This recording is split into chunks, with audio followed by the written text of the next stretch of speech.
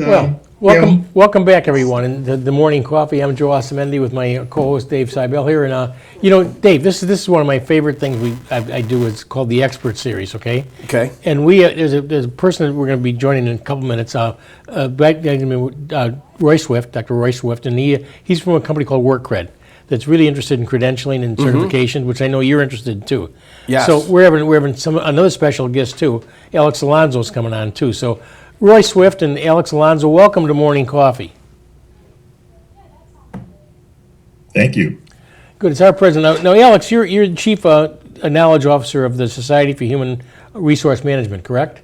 That is correct, yeah. And you're based in so Washington, just to give you context, Society for Human Resource Management represents the more than 1.6 million HR professionals in the U.S. alone. Oh, great. And Roy, first of all, if people haven't seen you before, your Workcred has been a really great partner for me in the Expert Series. Can you kind of give us a little thumbnail sketch of what Workcred does?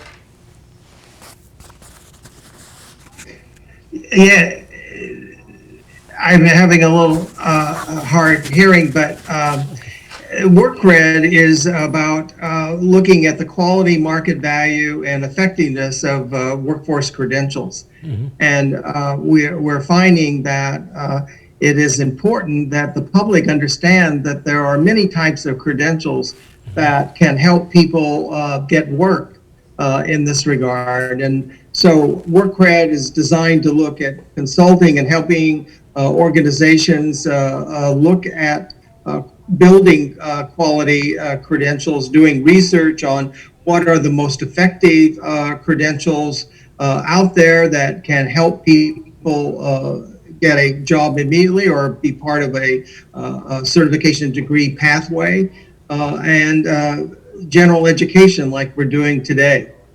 Okay. Alex, let's talk to you for a second. Tell me what the Society for Human Resource Management is all about and what you do. So in my role, what I really do is I focus primarily on things that deal with helping people get better talent and help themselves make better choices in terms of their own careers, mm-hmm. right? And so I focus primarily on leading a credentialing group that credentials HR professionals, and then they use their credentials to create better workplaces. And the easiest way to do that is to find better talent, right? Mm-hmm. So our entire mission is about making better workplaces for a better world through using HR professionals as kind of a social force, if you will. Okay. Dave, you have any comments for the gentleman? Well, I look at it, and in my business, I'm in the financial world, and it seems like it's the opposite of what you guys are doing, where you're using credentials as a training, as a way for people to get, like you said, the certifications, the certificates, the knowledge to go do other jobs. In the financial world, it's almost the opposite, where people use it as a sales tool. Do you guys see? How do you guys look upon those type of certifications? Candidly, a lot of those are a high quality, high rigor. I wouldn't say that all of them are, but there's a good number of them that are intended exactly for what you're describing. The idea, though, is a lot of those certifications actually play the role of licensure. Mm-hmm. And one of the things that Roy and I have been working on over the years is trying to define what the quality is of each of these different types of credentials.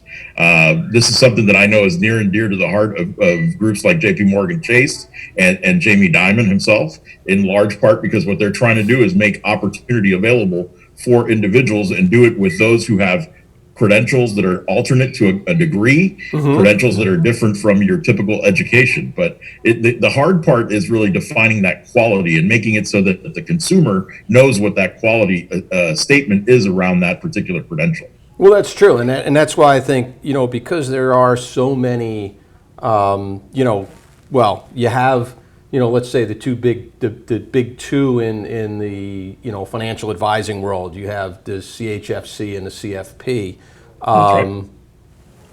But you also have probably 500 other ones that you could get for writing a $250 check, and that's why the SEC and FINRA have come down and said, you can't. You can't use a lot of these, and there's a short list of ones that they've come down and said you can actually use. And I think that's important because I think I agree with what you guys are saying. It's we're all finding out that college isn't the panacea that maybe it once was, and with the cost and everything else, it shouldn't be the only pathway for people to get themselves into good jobs, which frankly, people are coming out of college with degrees that have nothing to do with the jobs that they end up in. So why shouldn't there be an alternate path that doesn't cost you $200,000 in loans? An excellent point. Sorry, Roy. You raise an excellent point. And what's interesting is the consumer base, the employer community itself is looking for that very same thing, is help me source talent, create talent, and do it in a way that's much more efficient. One of the things that we're seeing, for instance, is that nearly 74% of C-suite executives and HR directors of talent acquisition say that they would love for there to be more industry-based credentials, industry-specified credentials that are viewed as the top-tier kind of marker of quality. Yeah, and I think particularly in the financial world that you're talking about, one of the things that has spurred some of the ones that do have quality frameworks and do have legitimate exams that are fair, valid, and legally defensible, which Alex knows better than I do since he's a test and measurement expert. But that has spurred them on to do better. I know I work a little bit with the certified financial planners, and they have worked very, very hard to make sure that they have the highest quality credential possible, because they know that the image sometimes of financial planners is not that great. That people say, oh, they just want money from the commissions and things of this sort. And you'll notice that CFP has done a lot of marketing recently about their credential in this regard. But there are standards by which certifications are built from a wide variety of organizations, and it's important that people understand that those types of organizations where they can say they build things according to standards is really important. Absolutely. The thing, the point that you always bring to the table, Roy and Alex, is the fact is that credentials have to have a meaning. I mean, they have to have authenticity and be worth something, like we were talking about. You don't want to have a credential that's just something you paste on the wall and doesn't have any idea of what the person's skill set is about. And I think that's what's so important about it, is the value of a credential or the value of a certification has to be certified to be something of value to the company or the individual himself.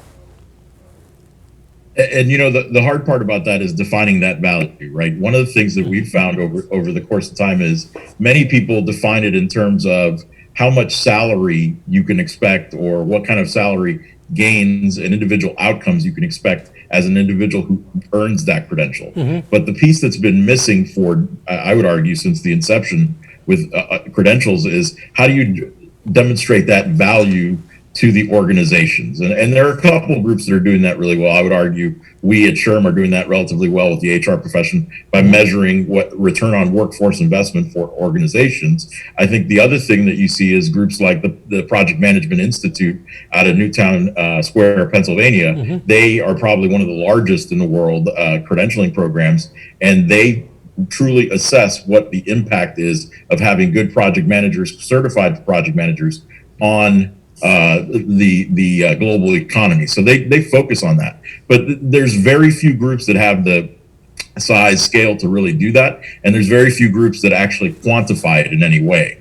But quantifying it doesn't have to be as difficult as really engaging in an economic exercise, right? I think that one of the things that we can really start to see is gathering information from those individuals who hire people with alternate credentials or people who hire people with certifications, and say, what is the quality of hire that you made and how did it impact you and your job? That's a simple way of demonstrating true value to an employer, right? And those are the pieces that I think many organizations still lack. Roy, I'd love to hear your opinion on that, though. Yes, PMI is an excellent example how they used to have just one basic certification, PMP, Project Managed Professional, and it's a fairly difficult exam and has a lot of prerequisites in regard to experience in project management. But now they have developed some lower level ones to allow people to get into the industry and start a career pathway. And we're seeing that not just with that, behavioral analyst is another one in the mental health field when we're so short of mental health professionals, so that people, even if they only have a high school education, but they've worked in a setting associated with that particular credential, that they may be recognized for that on-the-job learning that has occurred. That was not true, say, 5 to 10 years ago. People are seeing that even the certification bodies, even if it isn't associated with a higher education degree or certificate, that is creating a pathway outside the higher educational system. I'm sure SHRM has some thoughts about that too. Well, you're right, Roy. One of the things that we've actually focused on is how do we accelerate those kind of pathways to recognize that life experience or that career experience, because HR as a profession is one where many people fall into it as opposed to having received formal education in it. So. Well, that's what's so important about the right credentials and the right certifications are the right ones can measure the person's skill set, where a resume doesn't do that at all. It doesn't tell you exactly what the person is capable of doing, where the right certification can. You're absolutely right about that. And this sort of gets to the crux of the things that Roy and I have been working on both apart and together over the last 20 years. And it speaks to this notion of skills-based hiring, right? Mm-hmm. Where we're seeing this dearth of talent is really around people not being able to truly assess what the skills are and how those skills match to the organization's needs. And one of the things that strikes me is the better that we do that, the better accuracy and validity that we have around how somebody's skills will apply to the skills needs of the employer, mm-hmm. the better that we are likely to kind of overcome this notion of a skills crater, right? A lot of people talk about a skills gap, but what I find is it's really a skills crater that we're dealing with, because it's not the gap just widening. It's also the depth and complexity of the skills needed that is deepening. And so there's a lot that has to happen if we're going to kind of focus on improving skills-based hiring to overcome that. And that changes the whole idea about a resume. Right. You know, instead of listing your jobs and things of this sort, it's going to require people getting help, being able to identify, because as you know, from something called Yoharu's window, that many times we know what we know, but then there are things that we don't know about ourselves that we're not conscious, that has to be drawn out by other people.